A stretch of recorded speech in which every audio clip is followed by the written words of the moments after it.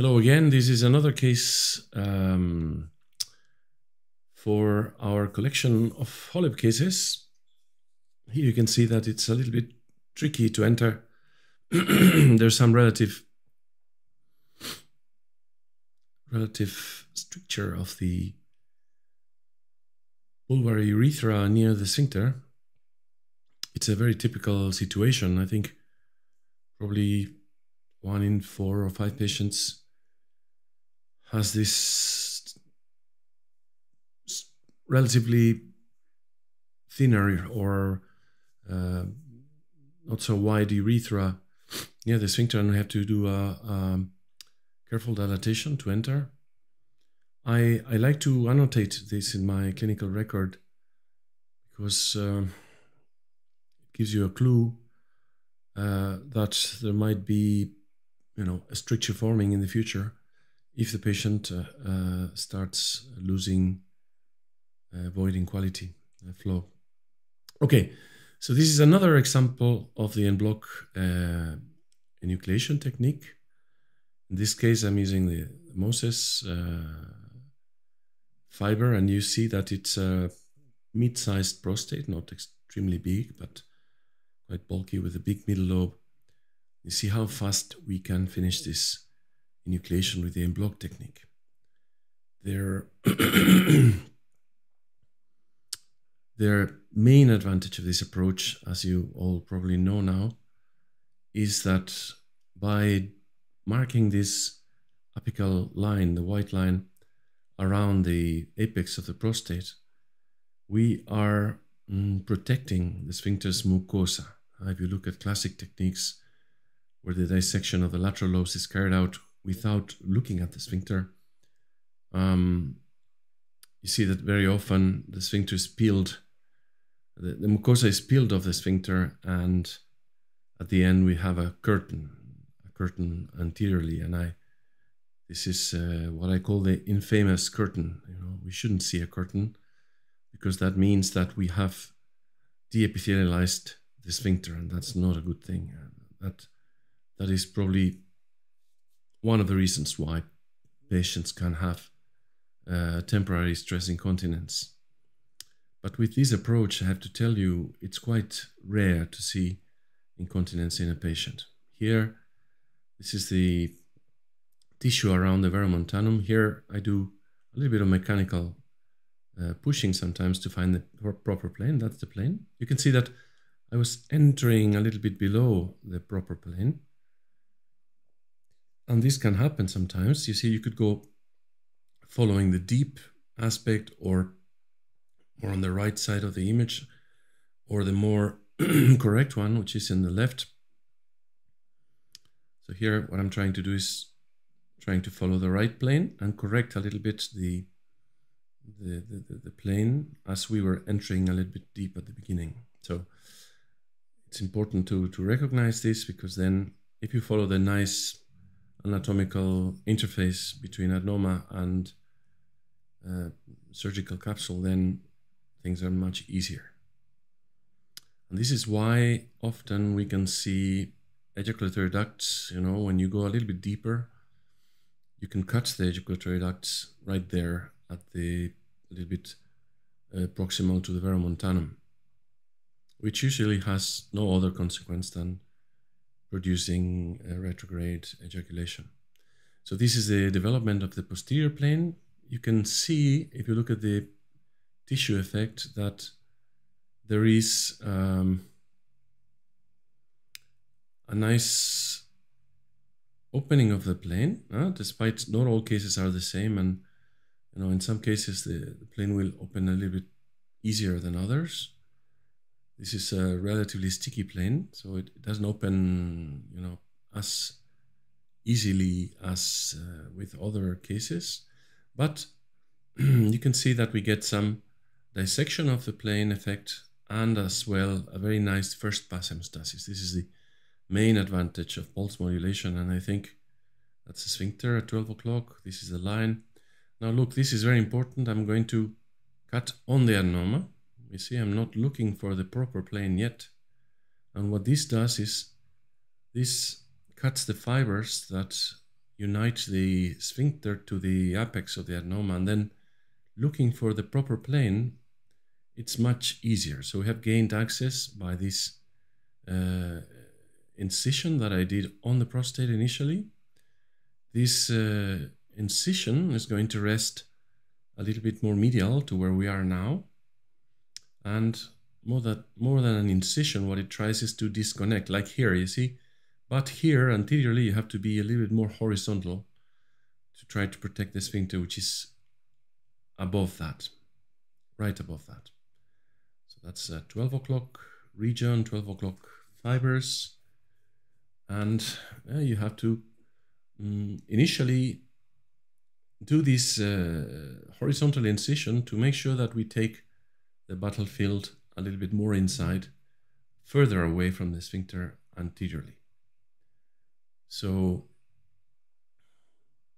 here you see what you want is to make sure that the sphincter is no longer in connection to the apical tissue, and but of course there is a little bit of risk of leaving anterior tissue. So if you do a horizontal cut, sometimes the anterior tissue goes very high up, and that is why you have to be aware of that. And here we're going to do the same. You see another incision on the adenoma following the white line that we marked at the beginning, but to try to gain a little bit better access, and then look for the plane. You see it's like a 3-4 millimeter deep incision in the adenoma, and then up anteriorly. Take the scope out and check. You see, this is where we have to cut horizontally because we want to protect the sphincter that is right above. You see, by cutting this, we are taking the operation a little bit further proximal away from the sphincter. So once you have arrived to this point, where the sphincter is no longer at risk, then you have to try to find the most eccentrical plane. You see, here we're coming up, trying to remain up, because follow the direction of the fibers of the capsule, that are pointing upwards, and they're telling you what is the right plane there. You see, I'm keeping the most eccentric I can here to make sure that I don't leave a significant amount of tissue anteriorly. And then, of course, trying to do the connection anteriorly. Up, further up, you see, further up, a little bit further up, following that plane. That's beautiful. Yeah, this is the most difficult part of the operation, the apical liberation. But once you get the hang of it, it is a reliable way of dissecting the apex from the sphincter. It allows you to do an early apical liberation, and that's, I think, important, because when you move around your scope, around the adenoma, the sphincter is going to be contracted. Oh, and this is an interesting detail. So apart from that, when you are dissecting the plane circumferentially, now that the sphincter is free, you have to judge the depth of dissection. You see, sometimes you see the good plane, sometimes you reach a little bit deeper plane that you would want. You see, this is such a situation. So let's see how we correct that. So it's very simple. If you are going a little bit deep in your dissection, like here, you have to point your fiber a little bit more to the adenoma. You see, go a little bit more medial, and you develop a new plane to correct. You see here, and this is the way to correct. As long as you keep the fiber moving around the adenoma, so you don't go very deep in one point, but you rather try to develop this line, this circumferential line of attack, this line of dissection, but a little bit at a time. So don't go very deep, which if you do a little bit, you see, like this, go back, go again, and you do wide excursions, wide movements of the fiber. What you're doing is a progressive dissection. And if you deepen sometimes too much, then you can correct. But of course, it hasn't been a very, very deep perforation because you're trying to be careful. Of course, I try to progress, and you can see that as the plane is not dissecting so well, I'm tending to do a little bit of contact with the tissue. You have to be careful when you use MOSES or any other form of pulse modulation, because when you are sticking the fiber in the tissue, you create a cavity, you know, and then of course there's going to be cavitation bubbles, but the reach is a little bit more than usual, which means that you can make a slightly deeper hole. So when you do contact, it has to be a very light contact, and don't stick the fiber in the tissue. You see there, that is an example of what can happen. See, that's the plane. It's a little bit sticky, but still, thanks to the improved cutting properties of this laser, we can progress quite fast. I'm trying to dissect this line. I'm trying to progress. There's a lot of fluffy tissue there, probably a little bit of adenomatous tissue. We will check later. So this is the circumferential dissection of the plane. You see that, of course, we use a tool now that provides excellent hemostasis, but also the fact that we are irrigating this very small space allows us to have very, very good visibility throughout the procedure. This is another of the advantages. And now, as you can see, the angles are changing. Now we are dissecting a spherical adenoma. We passed the equator, and now we have to bring the fiber closer to the adenoma. You see here, it's almost coming down, no? The plane is almost coming downwards. You see here, there was a bleeder for some time, but the irrigation is able to clear the blood easily. So we hardly ever have this red screen that where you cannot see anything because of the bleeding, because of this enhanced irrigation of such a small space. So that's again trying to adapt to the curve, trying to adapt to the new angle, and this is the area that was slightly deep in the peripheral zone, and we corrected with absolutely no consequence. So this is the nice thing of this bloc approach as well. You see, you have to position your scope aligned with the line of attack, the line of dissection, so you can see both adenoma and capsule. Possibly half of the screen is filled with adenoma and half of the screen is filled with capsule. And then your work is to develop this plane, but judging if you are too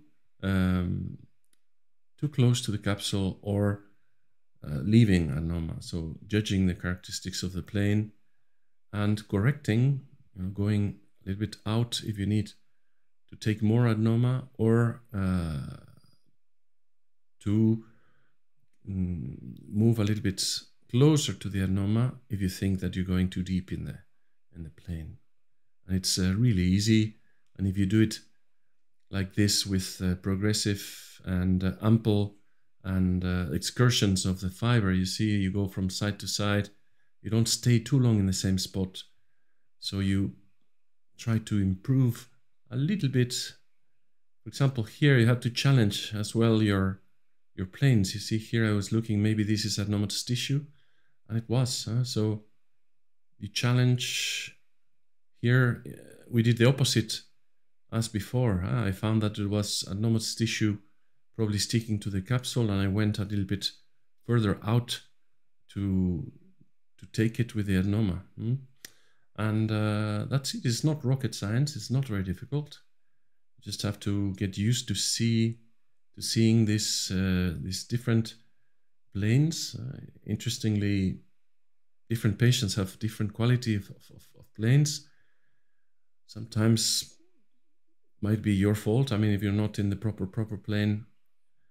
But there you see, we see again bladder, and there I'm coming up to see if I can connect with the other incision in the bladder. You can see how fast the mucosa is cut and how effectively this is new to Holmium. Pulse modulation has provided a much better cutting quality. And you can see the first pass hemostasis is amazing, which means that you can concentrate on the dissection. You don't need to concentrate so much in keeping good hemostasis as you progress, which makes the procedure really, really very fast. So here again,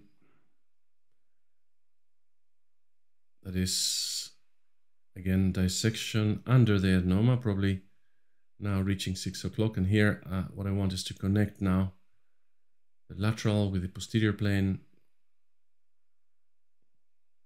A little bit of contact there to cut these fibrous tissues. And it is a joy of this operation. You know, we leave a catheter until the following morning. We're going to try to do ambulatory HoLEP, but up to now our operating rooms are in the evening, so it's a little bit difficult. We're looking for morning operating rooms so we can operate the patients and there will be enough time to send them home, maybe without catheter or maybe with a catheter to remove the next day, the following day in the clinic.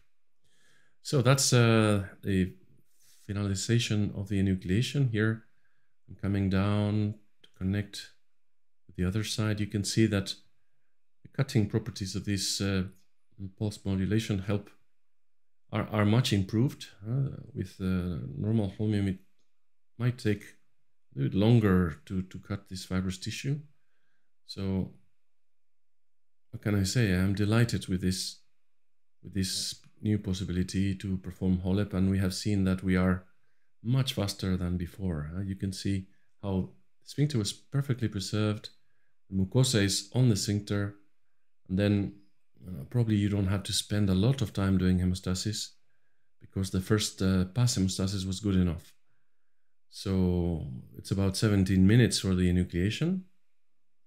And this is changing the paradigm. You see, that's a small amount of tissue hanging at 12 o'clock, which is something that is not going to be obstructive, just, you see, very attached to the sphincter, but a huge fossa, very nice. And we can move on to modulation. So we spend 1 minute doing hemostasis, so 17 minutes enucleation, 1 minute hemostasis, and now with the fast piranha morcellator, we will need probably, I don't know, 2 or 3 minutes to 5 minutes to remove the adenoma. So this operation, I mean, this was not a very huge prostate, but if you did a TURP, it would have been quite a challenge, quite a, you know, bulky prostate to resect. There would be bleeding, and of course there would be residual anomalous tissue after TURP, and that's why I think endoscopic enucleation of the prostate is the next step in endoscopic surgery of BPH. It's the evolution of TURP. So TURP is the old-fashioned way of doing endoscopic prostatectomy. But now we have better ways. We can ensure that we take the adenoma out completely. Today I read a paper where in 10 years after TURP, 40% of the patients are having medication. And I have to tell you, in 10 years after enucleation, patients are extremely happy and they are voiding extremely well. They're keeping their quality of life. So I think we have to make a big push to learn this procedure. And I'm placing these videos online so that people have a reference, people who want to learn have a reference, and they can see different cases and they can learn the apical liberation, how it works. It's always the same. Sometimes it's a little bit tricky. You have to get used to the manipulation of the scope near the sphincter, which is a little bit different than we are used to. And you have to learn to perform a safe morcellation. You see here, we can see the tissue in the middle of the screen. So the upper part of the screen is occupied by tissue. On the lower part, you can see the morcellation blade, and hopefully you can see two black triangles on the sides of the blade, which allow you to keep an eye on the bladder wall, you see, and this way you can avoid any accidents.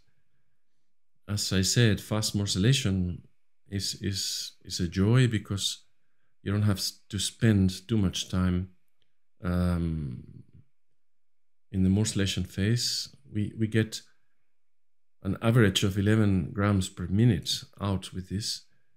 So if it's a 4-minute morcellation, it would be probably 45 gram ad norma. So yeah, this is it. This is the real life. This is what we see in the operating room every day. And this is what you should have as well. I don't understand why many urologists limit themselves to sticking with TURP when you can learn this procedure and provide the best outcomes for your patients. Most of my patients are relatively old, and truly ejaculation preservation is not their goal in life. Very often they have very seldom sexual interaction with their wives, and they of course they ask you about it, but I have to say that the great majority of my patients are very happy, even when they have retrograde ejaculation, because their life has changed significantly. And when they see that they can still have sex, they can still enjoy it, and the only thing they miss is the final ejaculation part. I don't know, they're really pleased with being able to sleep at night and not having to look for toilets, which now in the pandemic with all the restaurants and bars closed is more difficult than before. But here you are. This is morcellation. We have still a couple of pieces to take out, but I hope you enjoyed this case, and I hope this will motivate you to try to learn. It's not so difficult anymore. We have better instruments, better hemostasis, and I hope to see you around soon.